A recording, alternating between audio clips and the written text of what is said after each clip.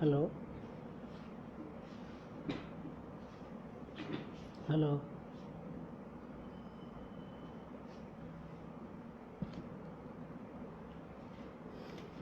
आवाज़ आ रही होगी। गौरव सर, आवाज़ आ रही है?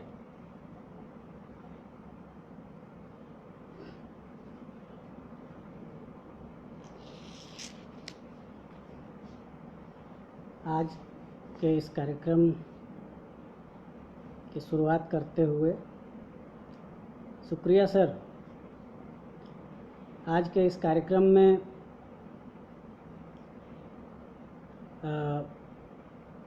इसमें जो आमंत्रित किया गया है, अज्ञेय सहचर के द्वारा संचालित आयोजित यह कार्यक्रम, जिसके कर्ता धर्ता डॉक्टर गौरव तिवारी जी, मैं उनका विशेष रूप से आभार व्यक्त करता हूं और इस महत्वपूर्ण विषय पर आज का व्याख्यान आयोजित है, जिसका विषय पहले ही आपके बीच में प्रसारित किया जा चुका था कि हिंदी आलोचना और अस्मिता विमर्श। आप जानते हैं कि हिंदी आलोचना एक बृहद, बहुत व्यापक विषय है और उसके साथ जब अस्मिता विमर्श जुड़ जाता है तो उसकी व्यापकता और ज़्यादा बढ़ जाती है। इसलिए इस बात का दावा करना कि आज की बातचीत में हम इस विषय के संपूर्ण आयाम को छू पाएंगे, यह थोड़ा मुश्किल है, लेकिन कोशिश इस बात की रहेगी कि संपूर्णता में सभी पहलुओं पर बातचीत हो पाए। सबसे पहले तो मैं आज के विषय हिंदी आलोचना और अस्मिता विमर्श के तात्पर्य को आपके बीच में स्पष्ट करना चाहता हूँ। अस्मिता विमर्श का तात्पर्य है कि दलित साहित्य और स्त्री साहित्य, स्त्री विमर्श,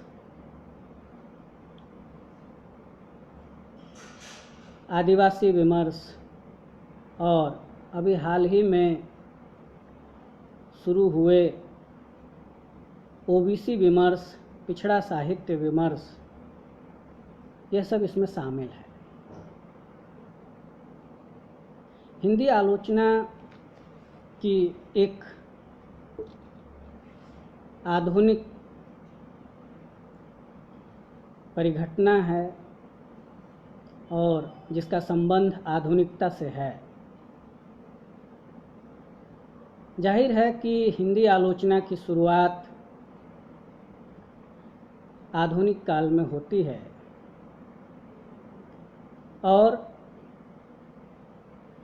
जो साहित्य इतिहास लेखन है, उससे इसका गहरा संबंध है।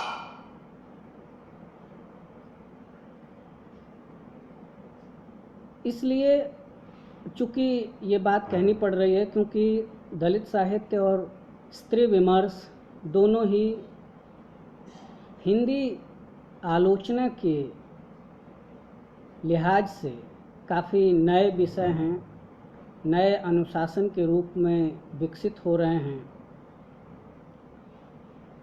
इसलिए इन दोनों की जो कालगत दूरियां हैं, उनको स्पष्ट करना आज के विषय के लिए बहुत ज़रूरी है। जी रमाकांत सर, आदिवासी और अल्पसंख्यक विमर्श ध्यान में है। इसलिए जो आज का विषय है हिंदी आलोचना और अस्मिता विमर्श, उस पर चर्चा करते हुए मैं ये कहना चाहता हूँ कि हिंदी आलोचना नवजागरण के समय में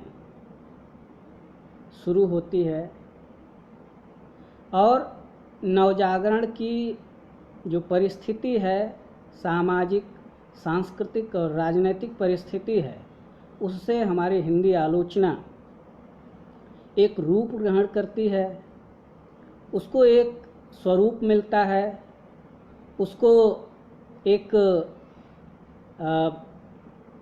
आयाम मिलता है। मेरे आज के विषय का जो प्रमुख बिंदु है वो ये है कि हिंदी आलोचना में विमर्शों के जो मुद्दे थे, विमर्शों की जो समस्याएं थीं, उसको किस हद तक हमारी हिंदी आलोचना ने अपने दायरे में उसको जगह दिया। जाहिर सी बात है कि चूँकि जब नवजागरण का समय है, उसमें सृजनात्मक लेखन जो हो रहे थे उस समय, सृजनात्मक लेखन में दलित साहित्य और दलित विषय और स्त्री विषय सृजनात्मक लेखन के हिस्से हुआ करते थे। अर्थात जो कहानियाँ हैं, उपन्यास हैं या अन्य विधाएं हैं या निबंध हैं, निबंधों में और दूसरी विधाओं में जाति का सवाल, स्त्री का सवाल, स्त्री अस्मिता का सवाल, ये सब के सब सृजनात्मक साहित्य लेखन में जगह पा रहे थे। लेकिन विडंबना की बात यह है कि हमारी हिंदी आलोचना में उनको, इन सवालों को वह जगह नहीं मिल पाई। इसके क्या कारण हैं? सबसे बड़ी बात तो यही है, सबसे बड़ा सवाल तो यही है कि जब तमाम तरह के स्त्री केंद्रित मुद्दों को सामने रखने वाली पत्रिकाएं प्रकाशित हो रही थीं, स्त्री दर्पण, चाँद और इसी तरह के तमाम पत्र पत्रिकाएं प्रकाशित हो रहे थे, उसमें स्त्री और दलित विषय को सामने रखा जा रहा था, ले आया जा रहा था। फिर अगर तब यही सवाल ये उठता है कि अगर सृजनात्मक लेखन का हिस्सा दलित और स्त्री विमर्श, दलित और स्त्री के सवाल, उसमें सृजनात्मक लेखन में इनको हिस्सा मिल रहा था, उसमें जगह मिल रही थी, तो हिंदी आलोचना में क्यों नहीं? तो सबसे पहले हम देखते हैं कि हिंदी आलोचना का जो आरंभिक दौर है, वो आरंभिक दौर जाहिर सी बात है कि पुस्तक समीक्षाओं और पुस्तक कृतियों के गुण और दोष दर्शन पर केंद्रित था। और ये कह सकते हैं कि बहुतेरे लोग ऐसा कहते हैं, लोगों का मानना है कि हिंदी आलोचना का जो आरंभिक स्वरूप है, उसके जो आरंभिक प्रतिमान हैं, वो बहुत हद तक शास्त्रीय प्रतिमान हैं। शास्त्रीय प्रतिमानों से हिंदी आलोचना का आरंभिक दौर शुरू होता है। यही कारण है कि शास्त्रीयता की अपनी एक सीमा है, उसके अपने एक मूल्य हैं, उसके अपने मूल्य हैं। इसीलिए वहाँ पर दलित और स्त्री विषय को या इनके सवालों को प्रतिमान की तरह उसमें जगह नहीं मिल पाई। ऐसा हम कह सकते हैं कि जो स्त्री और दलित हैं, उनकी सीधी उपस्थिति साहित्य और आलोचना में नहीं है। इसके बहुत सारे कारण हैं। इसके कारण आप जानते हैं कि जो हमारे यहाँ साक्षरता दर थी स्त्रियों की, दलितों की और दूसरे अन्य जो सामाजिक अस्मिताएं हैं, दूसरी जो सामाजिक अस्मिताएं हैं, उनसे आने वाले उन समाजों की जो साक्षरता दर है वो बहुत कम थी। यही कारण है कि जो आलोचना जैसे अनुशासन या साहित्य जैसे क्षेत्र में उनकी उपस्थिति बहुत कम है। इसीलिए वहाँ पर उन तबकों की अधिकता है, उन तबकों से आने वाले लोग अधिकांश लोग हैं जो लोग सीधे सीधे दलित और स्त्री अस्मिताओं को धारण तो नहीं करते, लेकिन वे उनके सवालों को थोड़ी बहुत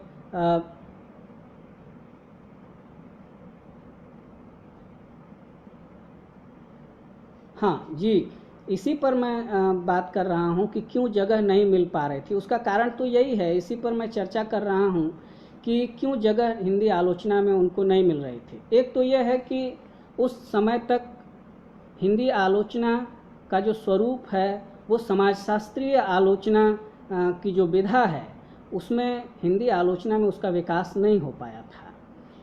और जो दलित और स्त्री का सवाल है वो समाजशास्त्रीय आलोचना का सबसे बड़ा सवाल है। इसीलिए हम देखते हैं कि धीरे धीरे जब हिंदी आलोचना आगे बढ़ती है, जब उसका विकास होता है, ऐसा नहीं है कि अपने शास्त्रीय मानदंडों के कारण हिंदी आलोचना एक ठहरी हुई प्रक्रिया थी, लेकिन वह एक विकासमान प्रक्रिया भी है।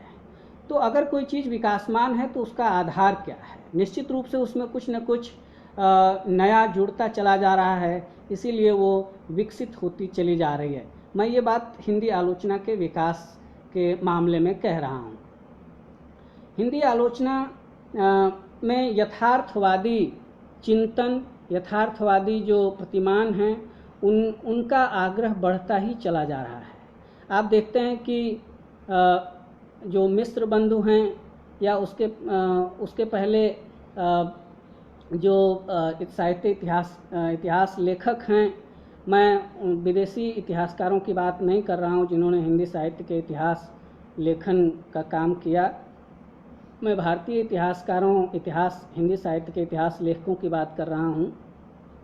तो आप देखेंगे कि मिश्र बंधुओं की जो आलोचना दृष्टि है वो आलोचना दृष्टि बहुत हद तक रीतिवादी प्रभाव में है, बहुत हद तक शास्त्रीय है, पिछड़े मूल्य हैं। लेकिन धीरे धीरे जब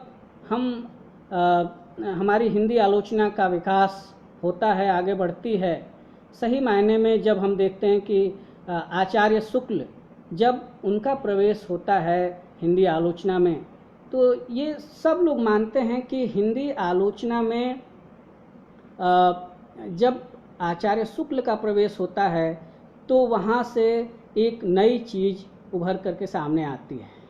जाहिर सी बात है कि हिंदी आलोचना में आचार्य शुक्ल एक कैनन की तरह इस्तेमाल किए जाते हैं या एक कैनन के रूप में स्थापित हो चुके हैं। कोई भी बात आलोचना से संबंधित, साहित्य इतिहास लेखन से संबंधित कोई भी बात बिना आचार्य रामचंद्र शुक्ल पर बात किए पूरी नहीं होती है। इसीलिए मैं भी अपनी बात आचार्य रामचंद्र शुक्ल से शुरू एक फ़ोन आ गया था, तो मैं अपनी बात यहाँ से शुरू करता हूँ। आचार्य रामचंद्र शुक्ल को आज के समय में, माफ़ कीजिएगा फ़ोन आ गया था, तो हम देखते हैं कि आचार्य रामचंद्र शुक्ल पर बातचीत करना ज़रूरी हो जाता है। आचार्य रामचंद्र शुक्ल को आज की समकालीन हिंदी आलोचना या स्मिता विमर्श किस तरह से देखते हैं? तो सबसे पहले हम इस पर चर्चा करेंगे कि रामचंद्र शुक्ल का जो अवदान है हिंदी आलोचना को, साहित्य इतिहास लेखन को, वो क्या है। निश्चित रूप से रामचंद्र शुक्ल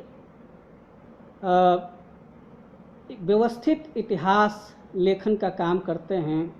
हिंदी साहित्य का इतिहास वैज्ञानिक और वस्तुवादी दृष्टिकोण से हिंदी साहित्य का इतिहास लिखते हैं। और उसी प्रक्रिया में हिंदी आलोचना एक नए यथार्थ के साथ आगे बढ़ती है। ऐसे में रामचंद्र शुक्ल को ये कहा जा सकता है कि उनके जो आलोचना के प्रतिमान हैं, जब वो साहित्य इतिहास लिख रहे हैं उस समय और जो अपने निबंध लिख रहे हैं उस समय, उनके माध्यम से हम उनके प्रतिमानों को कैसे देखें। निश्चित रूप से रामचंद्र शुक्ल की आलोचना यथार्थवादी है, वस्तुपरक है, कविता में मूर्त और गोचर और प्रत्यक्ष की बात उठाते हैं, अनुभूति की बात उठाते हैं, काव्य की अभिव्यक्ति की बात उठाते हैं, अभिव्यक्ति की शक्ति की बात उठाते हैं। और सबसे बड़ी बात यह है, ये सभी प्रतिमान लोक मंगल की बात उठाते हैं, लोक मंगल की अवधारणा पर बात करते हैं। ये सभी के सभी प्रतिमान जो हिंदी आलोचना में उन्होंने निर्मित किए, बनाए, वे सब के सब यथार्थवादी आग्रहों के चलते ही संभव हो पाए। वैज्ञानिक और वस्तुवादी दृष्टि होने के चलते ही इतिहास लेखन का एक महत्वपूर्ण काम उन्होंने अपने जो बहुत ही चुनौतीपूर्ण काम था उसको उन्होंने उसका निर्वाह किया, उसको आगे बढ़ाया। ये कोई आसान काम नहीं थी, ये कोई आसान काम नहीं था। इसीलिए हम ये कह सकते हैं कि पूर्व औपनिवेशिक भारत में हिंदी साहित्य का इतिहास लिखना एक बहुत बड़ी चुनौती, दो तरफा चुनौती की बात थी। एक तरफ जहाँ औपनिवेशिक दृष्टि से मुकाबला करना था, औपनिवेशिक सांस्कृतिक जो वर्चस्व था उससे मुकाबला करना था, वहीं दूसरी तरफ हमें अपनी नई अपनी भाषा, अपनी आलोचना, अपना आलोचना शास्त्र, अपने आलोचना के प्रतिमान विकसित करने थे। हाँ, निश्चित रूप से आचार्य शुक्ल के बिना आलोचना पर चर्चा असंभव है। इसीलिए आचार्य शुक्ल पर ज़्यादा समय मैं देना चाहता हूँ कि आचार्य शुक्ल के ऊपर बहुत सारे आरोप लगे कि आचार्य शुक्ल ने अपने इतिहास लेखन में कबीर की उपेक्षा की, कबीर पर जिस तरह से व्यापक तौर पर लिखना चाहिए था उस तरह से वो नहीं लिख पाए, कबीर पर या मीरा पर जिस तरह से लिखना चाहिए था नहीं लिख पाए, या जिस तरह से अपवंचित तबकों से आए हुए लोगों पर लिखना चाहिए था नहीं लिख पाए। लेकिन अब इसका कारण ये है कि मैं समझता हूँ कि हर कोई ये बात दोहराई हुई होगी कि महानताओं में अंतर्विरोध होते हैं। अभी पिछले दिनों जब प्रोफेसर अनिल राय सर इसी मंच पर अपना वक्तव्य दे रहे थे अज्ञेय और मुक्तिबोध के अंतर संबंधों पर, उनकी साम्यता पर, तो उन्होंने ये बात कही थी। इसलिए तो आचार्य शुक्ल की आलोचना में भी अंतर्विरोध है, ऐसी बात नहीं है। आचार्य शुक्ल एक तरफ जहाँ वैज्ञानिक दृष्टिकोण अपनाते हैं, एक तरफ जहाँ वस्तुवादी दृष्टिकोण अपनाते हैं, वहीं दूसरी तरफ वे कुछ मामलों में उनकी सीमा दिखाई देने लगती है। जैसे कि जब वो रहस्यवाद के सवाल को केंद्र में रख करके, उसको एक प्रतिमान के रूप में रख करके जब आलोचना करते हैं या किसी पर टिप्पणी करते हैं, तो हमें ये दिखाई देता है कि एक सिरे से बहुत सारी रहस्यात्मक, जो रहस्य की बातें उठाने वाला साहित्य है वो किनारे हो जाता है। लेकिन भावात्मक रहस्यवाद की जहाँ तक बात है, उसको वो अपने मानों में, अपने मूल्यांकनों में, अपने प्रतिमानों में भावात्मक रहस्यवाद को जगह देते हैं। इस तरह से हम समझते हैं कि आचार्य शुक्ल अपने द्वंद्व से, अपने समय के द्वंद्व से परिचालित हो रहे थे। उनके ऊपर चूँकि भाषा विवाद चल रहा था उस समय, तो उससे भी उनका एक तरह से उसका द्वंद्व उनकी आलोचना में दिखाई देता है। मैं जिसकी बात कर रहा था कि अनुभूति उनके यहाँ एक बहुत बड़ा प्रतिमान बन करके आती है। अनुभूति और अभिव्यक्ति दो बड़े प्रतिमान हैं। यही कारण है कि वो छायावादी कविता को कहते हैं कि उस तरह की जो जीवन से जुड़ी हुई अनुभूति है उससे छायावादी कविता की भाषा जीवन की अनुभूति को व्यक्त करने में समर्थ नहीं है, या उस तरह से वो व्यक्त नहीं कर पा रहे हैं। तो इसीलिए हम देखते हैं कि आचार्य शुक्ल अपने समय के द्वंद्वों से, अपने समय के सवालों से जूझते हुए हिंदी आलोचना को एक नई दिशा देते हैं। लेकिन उनकी बहुत आलोचना होती रही कि उन्होंने जब कवियों का परिचय देना शुरू किया, जब साहित्यकारों का परिचय देना शुरू किया, तो उनकी जातिगत पृष्ठभूमि को भी उन्होंने इसको उद्धृत करना वे नहीं भूले। तो इसका कारण क्या था? अब जाहिर सी बात है कि यह एक कुछ लोग इसको बहुत अच्छी चीज़ भी मानते हैं कि एक कवि, एक साहित्यकार की जो चेतना है उसके सामाजिक पृष्ठभूमि से, उसके अपने परिवेश से ही उसका निर्माण होता है और उसके साहित्य में उसकी अभिव्यक्ति होती है। तो इस पर एक नज़रिया तो ये हो सकता है कि उन्होंने इस बात को रेखांकित करने के लिए भी यह किया हो कि देखिए कि अमुक साहित्यकार अमुक सामाजिक पृष्ठभूमि से आता है और उसके साहित्य में इसकी अभिव्यक्ति किस स्तर की है और कैसी है, वह किस तरह से उसके साहित्य को प्रभावित कर रहा है। तो ये तो नज़रिया, एक तो नज़रिया यह है। दूसरा ये है कि जब हम देखते हैं कि मैंने पहले ही कहा कि हिंदी आलोचना में जो अस्मिता, सामाजिक अस्मिताएं थी, अपवंचित अस्मिताएं थी, चूँकि उसमें साक्षरता दर बहुत कम थी, पढ़ने लिखने के परिसर में, परिवेश में उनकी दखलंदाजी, उनकी भागीदारी बहुत कम थी, इसलिए भी साहित्य में, आलोचना में उनकी उपस्थिति बहुत कम दिखाई देती है। इसीलिए हम देखते हैं कि 90 के बाद जब बड़े पैमाने पर इनमें साक्षरता बढ़ती है, लोग पढ़ लिख कर के सामने आते हैं, तब फिर वे इस बात का दावा करने लगते हैं, वे कहते हैं कि जो हिंदी आलोचना है, साहित्य है, उसमें तो हमारे सवालों को उठाया ही नहीं गया, उसमें तो हमारे सवालों को जगह ही नहीं दी गई। तब फिर हम देखते हैं कि बड़े पैमाने पर पुनर्पाठ की पूरी यात्रा शुरू होती है। पुनर्पाठ की यह यात्रा निश्चित रूप से हमारे इतिहास के बहुत सारे कैननों के लिए, बहुत सारे प्रतिमानों के लिए मुश्किलें पैदा करने वाली बात थी। और इसमें हम देखते हैं कि जो आचार्य शुक्ल से लेकर के हजारी प्रसाद द्विवेदी, नामवर रामविलास शर्मा, नामवर सिंह, मैनेजर पांडे और तमाम तरह के जो एक पूरी आलोचकों की एक पूरी जो धारा है, वे सब के सब उसमें एक तरह से प्रश्नों के घेरे में आ जाते हैं। पूरी हिंदी आलोचना एक तरह से प्रश्नों के घेरे में आ जाती है। यह बात बिल्कुल सही है कि जब भी किसी समाज के भीतर, किसी साहित्य के भीतर नए ज्ञान मीमांसा का विकास होता है, नई ज्ञान प्रणाली का विकास होता है, तब फिर पूरे अनुशासन को एक बार फिर से देखने की ज़रूरत महसूस होती है।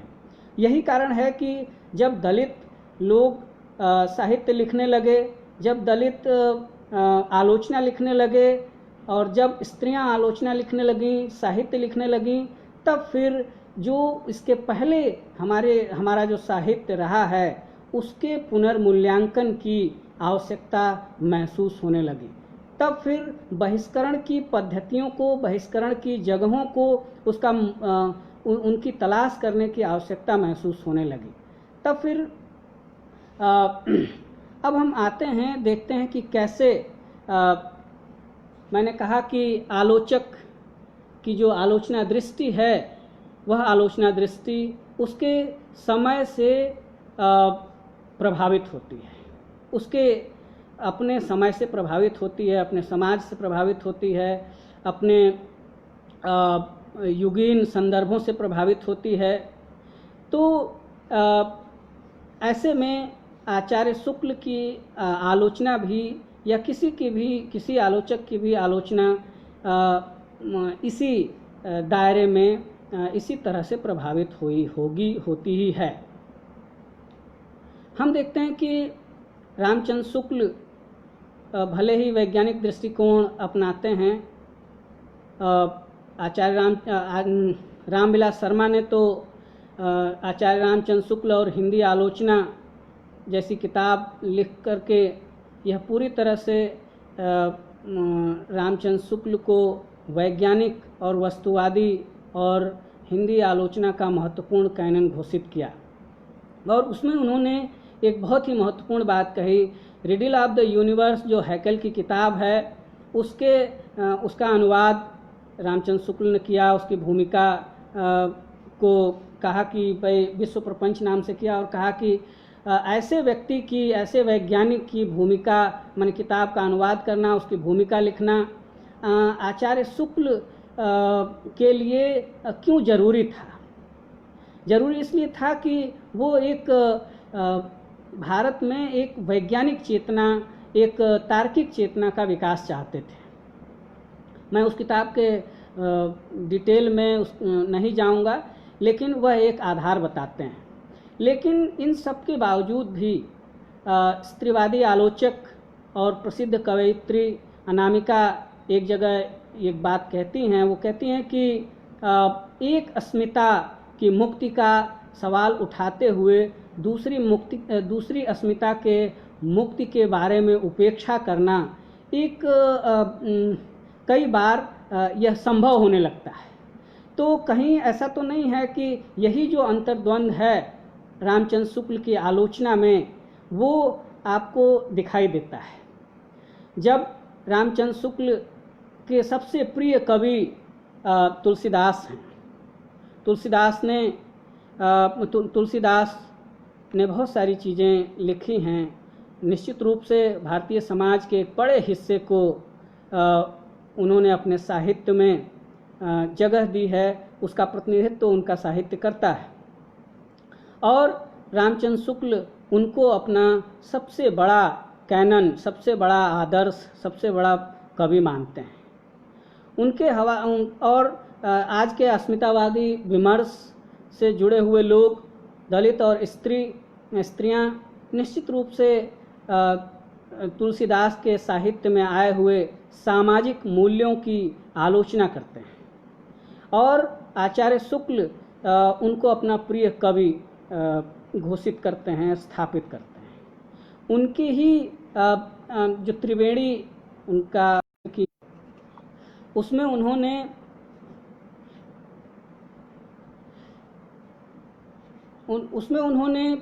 एक महत्वपूर्ण बात कही। वो कहते हैं कि त्रिवेणी में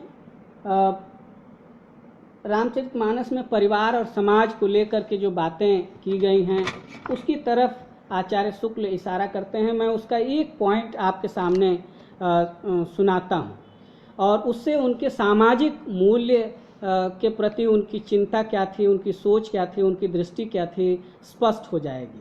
उसमें वो कहते हैं कि विवाहिता कन्या को पति की अनुगामिनी देख जनक जी जो हर्ष प्रकट करते हैं, या वो ये भी मानते हैं कि जो सीता हैं वो निश्चित रूप से एक आदर्श भारतीय नारी की तरह पति के साथ वन में जा रही हैं।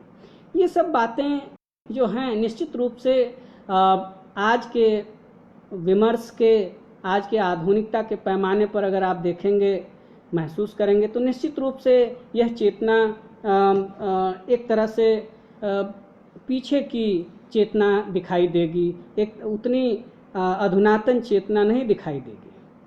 तब फिर ये अंतर्विरोध सिर्फ आचार्य शुक्ल में नहीं है, बल्कि आप हजारी प्रसाद द्विवेदी तक जब आते हैं तो वहाँ तक आते आते आप देखने लगते हैं कि उन आचार्य हजारी प्रसाद द्विवेदी ने जिन वजहों से रामचंद्र शुक्ल की आलोचना हुई कि कबीर को उन्होंने कबीर की उपेक्षा की, संत कवियों के वाणी को भले ही निम्न जाति के लोगों के बीच आत्मगौरव का बोध कराने वाली वाणी माना, उसको महत्व दिया, उपकारक माना, लेकिन जितना अधिक उसको महत्व देना चाहिए था उतना नहीं मिला।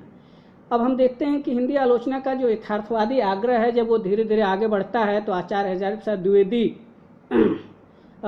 उसी यथार्थवादी आग्रह या यथार्थ, हिंदी आलोचना में यथार्थ को आगे बढ़ाते हैं और एक लोक भाषा को जगह देते हैं, लोक संस्कृति को जगह देते हैं, अभिजन की जगह लोकजन को जगह देते हैं, आमजन को जगह देते हैं। यही कारण है कि उनको नामवर सिंह ने उनके लेखन को दूसरी परंपरा की खोज कहा था। आचार्य हजारी प्रसाद द्विवेदी ने कबीर पर एक किताब लिखी और कबीर पर ये किताब लिख करके उन्होंने एक तरह से इसी दूसरी परंपरा को स्थापित किया, जो अभिजन बनाम लोकजन की जो बात थी उसको उन्होंने स्थापित किया कबीर पर किताब लिख करके। और इस तरह से, लेकिन आप देखिए कि कैसे उन्होंने एक निबंध भी लिखा। मैं आलोचकों को सिर्फ उनकी आलोचना से उनका मूल्यांकन करने को प्रस्तावित नहीं करता, बल्कि इस बात के लिए भी प्रस्तावित करता हूं कि अगर आलोचना समग्रता में होनी है तो निश्चित रूप से किसी भी आलोचक के समग्र साहित्य के आधार पर ही उसकी आलोचना दृष्टि का मूल्यांकन भी होना चाहिए। ऐसे में अगर आप हजारी प्रसाद द्विवेदी के सामाजिक दृष्टिकोण की जांच करना चाहते हैं, जिससे ही आलोचना के प्रतिमान निर्मित होते हैं, तो आपको आचार्य हजारी प्रसाद द्विवेदी के प्रायश्चित की घड़ी नाम का निबंध जरूर पढ़ना चाहिए। निश्चित रूप से उन्होंने उसमें वही भाव है जिस तरह से निराला ने अपनी कविताएं जल्द जल्द पैर बढ़ाओ आओ आओ जो दलित जन पर करो करुणा की जो बात उठाई थी, या वह तोड़ती पत्थर में जो उन्होंने संवेदना व्यक्त की थी, वही संवेदना आपको हजारी प्रसाद द्विवेदी के निबंध प्रायश्चित की घड़ी में भी दिखाई देता है। लेकिन जैसे ही आप देखते हैं कि स्त्रियों का सवाल आता है, जैसे ही स्त्री मुद्दे आते हैं, तो सभी आलोचक, मतलब जो आचार्य हजारी प्रसाद द्विवेदी, आचार्य रामचंद्र शुक्ल, सभी आलोचक मर्यादा प्रियता को महत्व देने लगते हैं। एक तरह से आधुनिकता और परंपरा का जो ये द्वंद्व है, इस द्वंद्व को हम अपने पुरखे आलोचकों की आलोचना में देख सकते हैं, और इस द्वंद्व के शिकार हजारी प्रसाद द्विवेदी भी हैं। जब स्त्री की बात आती है तब वो मर्यादा की बात करने लगते हैं। उन्होंने इसके लिए बाकायदे निबंध लिखा है, उनके संचयन में, उनके निबंध लेखन में देखा जा सकता है। तो इस तरह से जब आप निबंधकारों को भी देखते हैं, बालकृष्ण भट्ट ने एक निबंध लिखा जिनको एक तरह से हिंदी आलोचना और निबंधकार दोनों के लिए जाना जाता है। उन्होंने एक स्त्री शीर्षक निबंध लिखा। उसमें तो बाकायदे उन्होंने तो बाकायदे इस बात को रेखांकित किया कि किस तरह से भारत में दो तरह की स्त्रियां हैं। एक वे स्त्रियां हैं जो घरों में काम करती हैं, सील और लज्जा का पालन करती हैं। एक वे स्त्रियां हैं जिनको कपड़े पहनने तक नहीं आते, जिनको सामाजिक मर्यादा का बहुत ध्यान नहीं रहता है। तो एक तरह से, और वहीं दूसरी तरफ वो बहुत सारे अपने निबंधों में जब उनकी कविता पर वो निबंध लिखते हैं, तब फिर जब रीतिवादी साहित्य के मानदंडों को एक तरह से उसका निषेध करने की बात करते हैं, तो लगता है कि वो बहुत ही आधुनिक दृष्टिकोण वाले व्यक्ति हैं। लेकिन जैसे ही आप उनका स्त्री निबंध देखते हैं तो आपको लगता है कि ये क्या बात हुई, ये तो फिर वहीं पीछे ले जाने वाली बात हुई।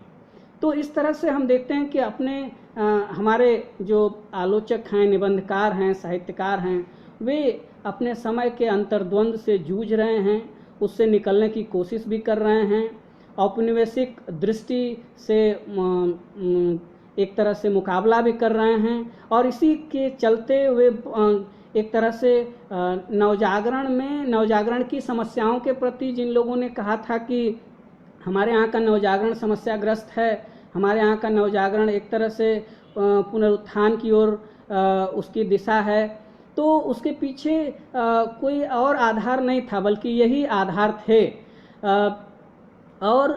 यही आधार थे जिसके चलते उसको हिंदी नवजागरण को समस्याग्रस्त कहा गया। कमल भारती ने तो यहाँ तक कहा कि यह हिंदू नवजागरण है। दरअसल स्त्रियों ने भी कहा कि उस नवजागरण में हमारे लिए कोई जगह नहीं है, हमारे लिए कोई स्पेस नहीं है, हमारे सवालों को कोई जगह नहीं दी जा रही। एक तरह से ये औपनिवेशिक दृष्टि के खिलाफ चल रहे संघर्ष के दबाव की उपज थी, जिसमें कि हम देखते हैं कि वे अपने इतिहास के पुनर्व्याख्या के लिए अपने इतिहास की तरफ मुड़ जाते हैं, और इतिहास की पुनर्खोज करने के बजाय, उसका पुनर्मूल्यांकन करने के बजाय, वो एक तरह से इतिहास जीवी होने की ओर बढ़ने लगते हैं। तब फिर हम देखते हैं कि ये जो हिंदी आलोचना है वह भी इसी समस्या से ग्रस्त दिखाई देती है। इसीलिए हम कह रहे हैं कि एक तरफ हिंदी आलोचना का विकास जहाँ यथार्थवादी ढंग से आगे बढ़ रहा था, उसमें एक गतिशीलता थी, उसमें नई चीज़ों का समावेशन था, वहीं दूसरी तरफ उसमें तरह तरह के एक्सक्लूजन भी थे, तरह तरह के बहिष्करण भी थे। ये बहिष्करण कई बार सचेतन थे और कई बार अवचेतन थे, क्योंकि इसको हम बहुत कई बार सुनियोजित रणनीति के हिस्से के तौर पर भी हम इसको देख सकते हैं। मैं नवजागरण की समस्या पर जब चर्चा कर रहा था तो मैंने कंवल भारती के बारे में आपको कंवल भारती से संबंधित उनकी एक बात का हवाला दिया था। उन्होंने लिखा कि हिंदी साहित्य वर्णों की संकीर्ण सोच पर आधारित न होता तो दलित साहित्य के पृथक धारा चलाने की दलितों को जरूरत क्यों पड़ती।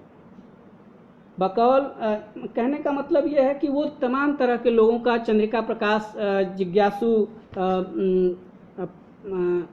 चंद्रिका प्रसाद जिज्ञासु का नाम लेते हैं, और वो निरंकार देव सेवक का नाम लेते हैं, और कहते हैं कि बहुत सारे लोगों को जिन्होंने बहुत अच्छा मतलब बहुत कम योगदान था, उसके बावजूद भी हिंदी आलोचना में उनको जगह मिली। लेकिन ऐसे लोग जिन्होंने उस समय भी महत्वपूर्ण साहित्य लिखा था, और वो सामाजिक पृष्ठभूमि के मामले में दलित और पिछड़े थे, उसमें उस तबके से आने के कारण उनको उस तरह से जगह नहीं मिल पाई। तो निश्चित रूप से मैंने कहा कि एक तरफ हिंदी आलोचना में बहिष्करण की जो पद्धति है, बहिष्करण की जो परियोजना थी, वो कई बार सचेतन और कई बार अवचेतन थी। तो इसमें हम देखते हैं कि उनको निश्चित रूप से जगह नहीं मिल पाई, जगह नहीं मिली। लेकिन उसका कारण यही था कि सामाजिक मूल्यों का जिस तरह से अभिग्रहण था, उस अभिग्रहण के चलते ही आलोचना की दृष्टि बन रही थी, आलोचना के प्रतिमान बन रहे थे। इसीलिए ये बहिष्करण कई बार स्वाभाविक लगने लगते हैं, जो कि हैं नहीं। तो इसीलिए अब हम इस पर चर्चा करेंगे कि किस तरह से जिस आलोचना की जिस धारा, आलोचकों की जिस धारा हजारी प्रसाद द्विवेदी के बाद जब हम आगे बढ़ते हैं तो हम देखते हैं कि रामविलास शर्मा आते हैं। रामविलास शर्मा और उसके बीच में तो तमाम लोग हैं, नंदुलारे वाजपेयी हैं और लोग भी हैं, लेकिन हम एक तरह से जी अभी महादेवी वर्मा पर आऊँगा, विस्तार से उस पर बात करनी है। हालांकि 40 मिनट हो गया है, लेकिन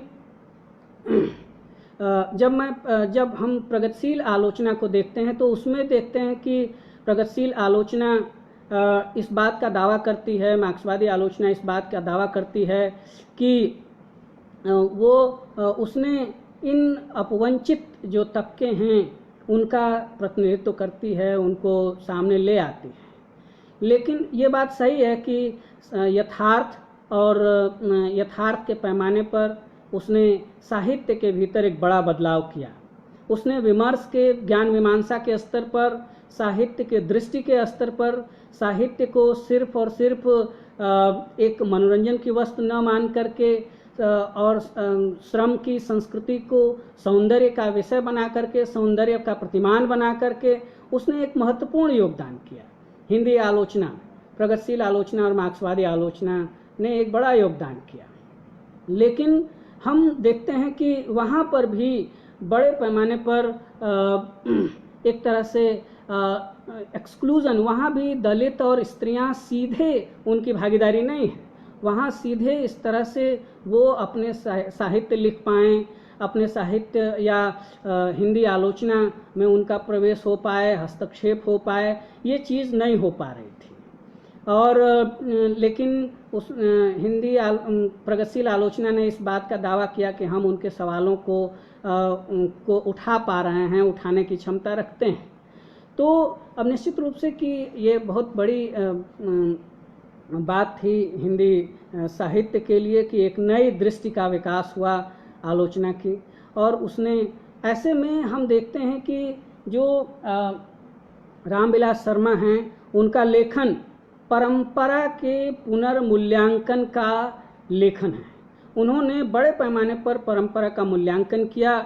उन्होंने जिस तरह से हमारी हिंदी आलोचना ने बहुत बड़े पैमाने पर हमारे क्लासिकल शास्त्रीय साहित्य को एक तरह से उस पर ध्यान देने का मौका नहीं मिला था, रामविलास शर्मा ने उस पर ध्यान दिया और उस पर व्यापक लेखनी किया और उस तरह एक नया परिदृश्य साहित्य का हमारे सामने और मूल्यों का खुल करके आया। और ये दिखाया कि जो परंपरा है वो सिर्फ एक परंपरा नहीं होती है, प्रगतिशीलता की भी अपनी एक परंपरा होती है, उसका भी अपना एक इतिहास होता है। और इसको उन्होंने बाकायदे हिंदी ज्ञान मीमांसा में सिद्ध करके दिखा दिया, इसमें कोई दो राय नहीं है। लेकिन हम देखते हैं कि वहाँ पर भी दलित और स्त्रियों को, उनके सवालों को, जाति के सवालों को उतना जगह नहीं मिल पाती है।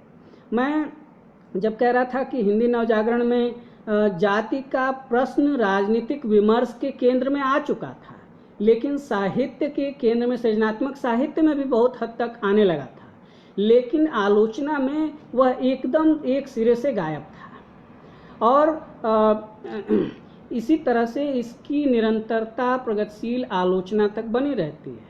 और हम देखते हैं कि नामवर सिंह तक आते आते ये आलोचना एक तरह से, हिंदी आलोचना और अस्मिता विमर्श में एक तरह से इतना तीखी टकराहट का, तीखे द्वंद्व का दौर शुरू होता है। हम देखते हैं कि अभी किसी ने कहा कि श्रृंखला की कड़ियाँ पर बात की जानी चाहिए। निश्चित रूप से कि मैं उसी पर आ रहा हूँ कि मैं आपको एक उदाहरण के माध्यम से कि दिल्ली विश्वविद्यालय के हिंदी विभाग में प्रोफेसर सुधा सिंह हैं, उनके लेखन से सब लोग परिचित हैं। उन्होंने ज्ञान का स्त्रीवादी पाठ जैसा बहुत ही महत्वपूर्ण जैसी किताब लिखी है और उसमें उन्होंने नई अवधारणाएं प्रस्तुत की हैं स्त्री दृष्टि से, स्त्री नज़रिए से। और उन्होंने नामवर सिंह से एक बड़ी लंबी बहस की और जो पहल के 99 अंक में प्रकाशित है। और उसमें उन्होंने कहा कि जो बनारस हिंदू विश्वविद्यालय में गोष्ठी हुई थी महादेवी वर्मा पर, उसमें उन्होंने जो नामवर सिंह ने महादेवी वर्मा पर बोला था, जो कहा था, बातें कही थी, उसका एक तरह से उन्होंने प्रतिवाद करते हुए, उसका प्रत्युत्तर देते हुए एक लंबा लेख इसमें प्रकाशित किया है पहल में। उन्होंने उनकी बात कहाँ से शुरू होती, देखिए कि किस तरह से हिंदी आलोचना और अस्मिता के विमर्शों में खास करके स्त्री के पक्ष से किस तरह से एक द्वंद्व शुरू होता है, एक बड़ी टकराहट शुरू होती है। और उसमें प्रगतिशील आलोचना की जो कमियां हैं, स्त्री विषयक जो मुद्दे न उठाने वाली कमियां हैं, जाति के प्रश्न को न उठाने वाली जो कमियां हैं, उसको किस तरह से स्त्री आलोचना किस तरह से रेखांकित करती है। आइए इस पर जरा चर्चा करते हैं कि महादेवी वर्मा पर नामवर सिंह ने बनारस हिंदू विश्वविद्यालय में जो गोष्ठी हुई थी 7-8 मई 2007 को, उस पर उन्होंने क्या कहा था।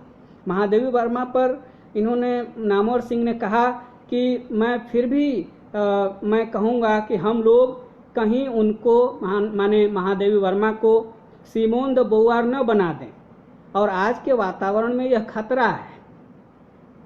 बातें और भी थीं, लेकिन यही कोट करके मैं अपनी बात आगे बढ़ाऊंगा कि महादेवी वर्मा के बारे में नामवर सिंह ने कहा कि हिंदी आलोचना, जो समकालीन हिंदी आलोचना है, लोग उनको सिमोन द बोवार बना देना चाहते हैं, लेकिन आप लोग ऐसा न करें, है ना। मतलब कि उन्होंने आग्रह किया कि मतलब उनका कहना था कि महादेवी वर्मा सिमोन द बोवार नहीं है, इसका मतलब सिमोन द बोवार होना है। तब सुधा सिंह ने इसका प्रत्युत्तर देते हुए लिखा कि क्या सिमोन होना, महादेवी वर्मा का सिमोन होना क्या एक तरह से गाली है? निश्चित रूप से गाली नहीं है। तब फिर क्या था? तब फिर मतलब कहने का मतलब यह है कि इस पूरे व्याख्यान में जो बातें कही थी महादेवी वर्मा के बारे में नामवर सिंह ने, वो उसमें एक बात यह भी थी कि महादेवी वर्मा को छायावादी कवियों में तीसरे स्थान पर ही नामवर सिंह रख रहे थे, प्रसाद और निराला को पहले रख रहे थे।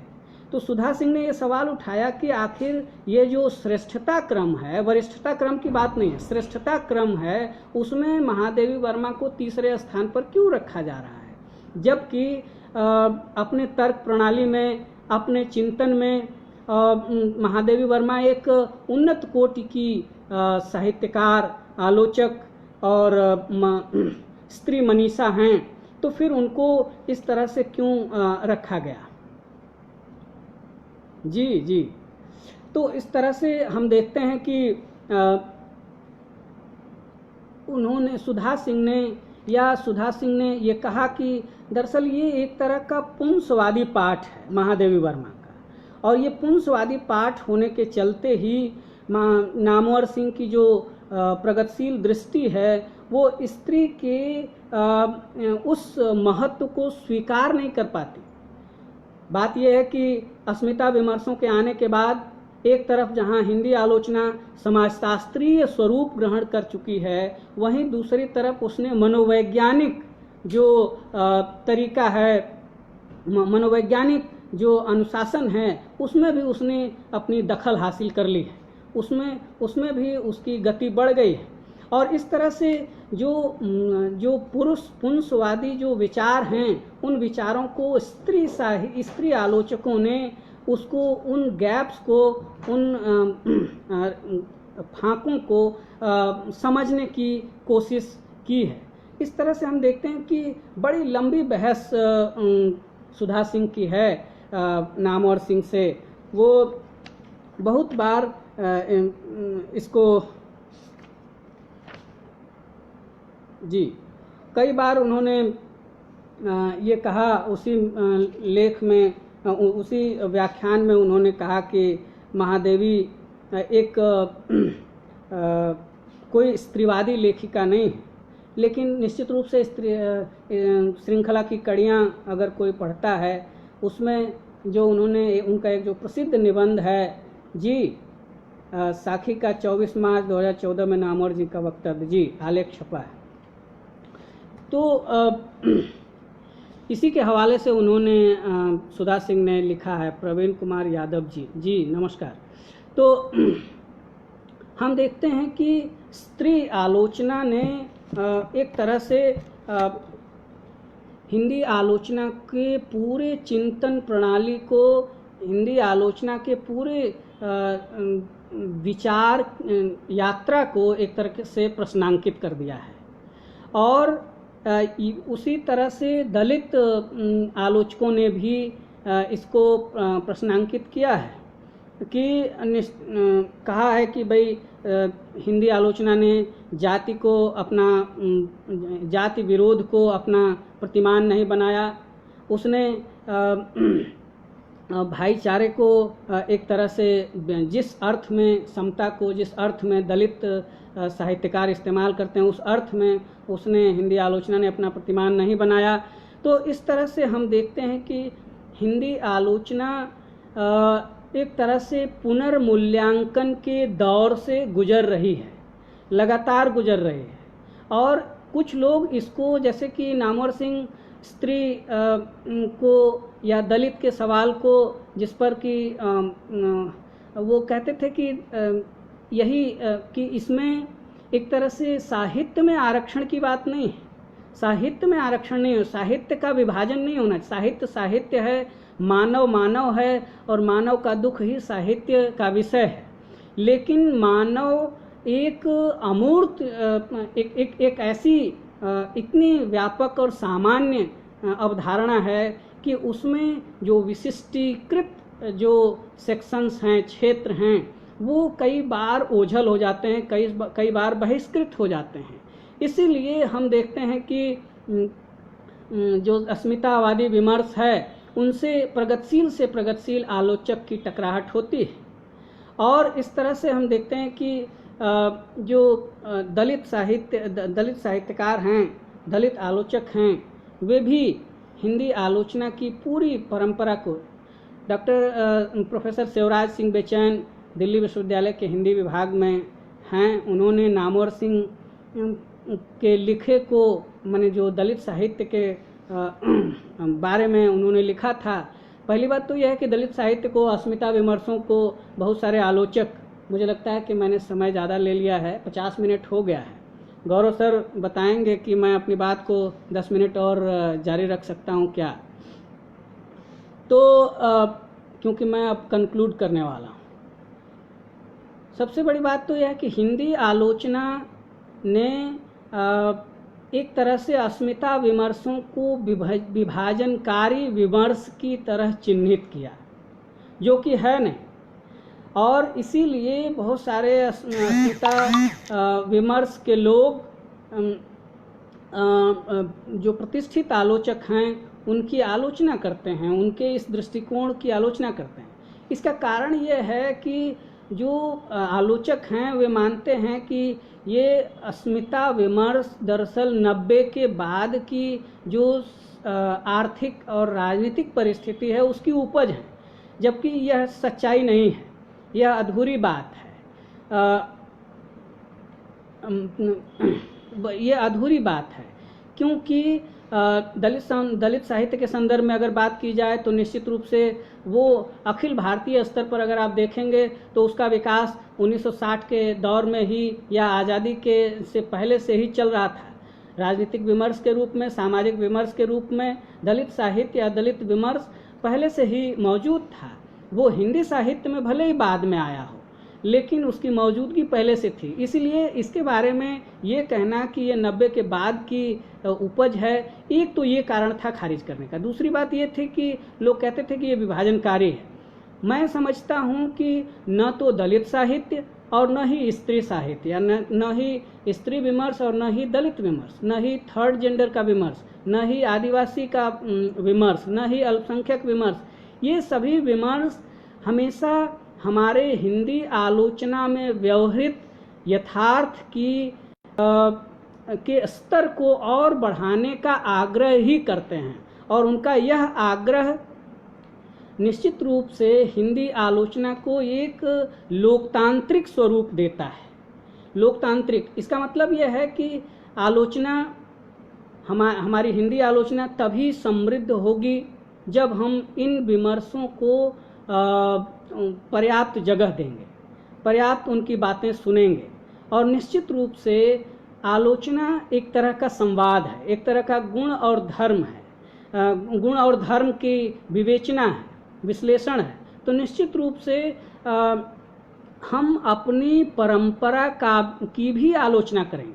हम आलोचना का काम सिर्फ कृतियों की आलोचना नहीं है, आलोचना का काम बल्कि अपनी परंपरा और अपने कैननों का भी पुनर्मूल्यांकन है। तो ऐसे में हम जब दलित विमर्श और स्त्री विमर्श और दूसरे अन्य विमर्श भी जब आते हैं हिंदी आलोचना में, तो हिंदी आलोचना के परिसर को और ज़्यादा समृद्ध कर रहे होते हैं, उसको और ज़्यादा लोकतांत्रिक बना रहे होते हैं। इसीलिए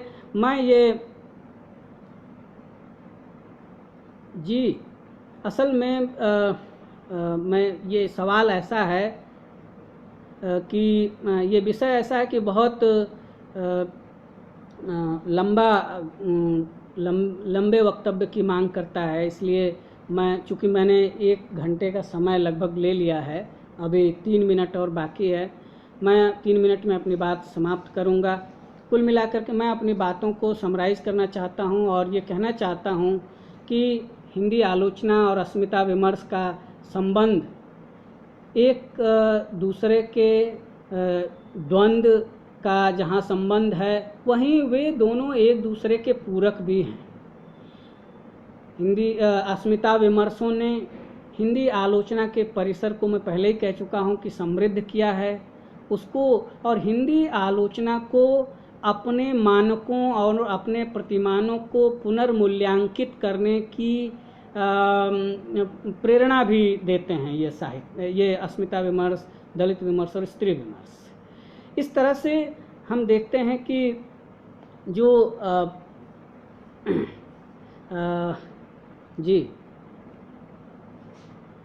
इस तरह से हम देखते हैं कि हिंदी आलोचना का जो परिसर है, अभी कोई ये कह रहे थे कि आदिवासी विमर्श, अल्पसंख्यक विमर्श की बातें हैं। निश्चित रूप से जब हमारा आलोचना का परिसर, आप देखिए कि जब सांप्रदायिकता की बात आती है, सांप्रदायिकता के सवाल आते हैं, तो निश्चित रूप से उसमें एक अल्पसंख्यक का मामला, क्योंकि भारत एक ऐसा देश है जिसमें तमाम धर्मों, तमाम जातियों के लोग हैं, तो एक सहिष्णुता की बात, एक सांप्रदायिक सद्भाव, सौहार्द की बात उसमें होती है और होनी ही चाहिए। और इसमें जो अल्पसंख्यकों के मुद्दे हैं, उसको हमारी हिंदी आलोचना ने निश्चित रूप से उसको तो बड़ी शिद्दत से उठाया है, उसमें कोई कमी नहीं है। उस पर तो बहुत बातें की गई हैं और हो रही हैं लगातार। उसमें जो कमियां थीं उस पर लोगों का ध्यान लोग आकर्षित कर रहे हैं, लेकिन वह क्षेत्र जो है बहुत ही समृद्ध क्षेत्र है हिंदी आलोचना का, इसमें कोई दो राय नहीं है। लेकिन आदिवासी विमर्श की जहाँ तक बात है, उसमें अभी उस तरह से हमारी दृष्टि को अभी और व्यापक होना है।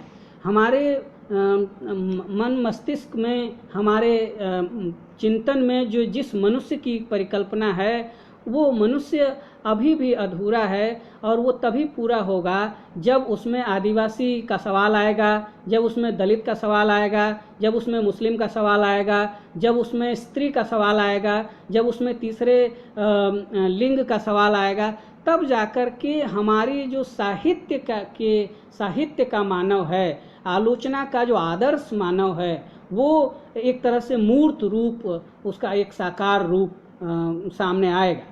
तो इसीलिए बातें बहुत करने को हैं, लेकिन समय का ध्यान रखते हुए कि समय हो चला है, मैं अपनी बात यहीं ख़त्म करना चाहता हूं।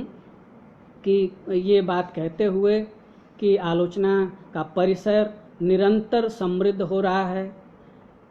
अस्मिता विमर्श लगातार हिंदी आलोचना को प्रश्नों के घेरे में रख करके उनको अब फिर बार बार अपने परंपरा के मूल्यांकन के लिए प्रेरित करती हैं, ये अस्मिताएं कर रही हैं। और इस तरह से आलोचना और साहित्य का जो लोकतंत्र है वो मजबूत होता जा रहा है। निश्चित रूप से आज अज्ञेय सहचर के इस मंच पर मुझे आमंत्रित किया डॉक्टर गौरव तिवारी सर ने। मैं आपका बहुत आभारी हूँ और आशा है कि मेरे जो विद्यार्थी, हम लोगों के विद्यार्थी जो विश्वविद्यालय में पढ़ने वाले विद्यार्थी हैं, वे अगर सुन रहे होंगे, हो सकता है कि संभव है कि इससे कुछ लाभ उठा सकें। कोई भी बात उनको अगर प्रेरित कर पाती है तो आज के व्याख्यान का, आज की इस बातचीत का मैं समझता हूँ कि ये सबसे बड़ा मेरे लिए पुरस्कार होगा, मेरे लिए सबसे बड़ी उपलब्धि होगी। गौरव सर, मैं अब अपनी बात समाप्त कर रहा हूँ। एक बार जी गौरव सर।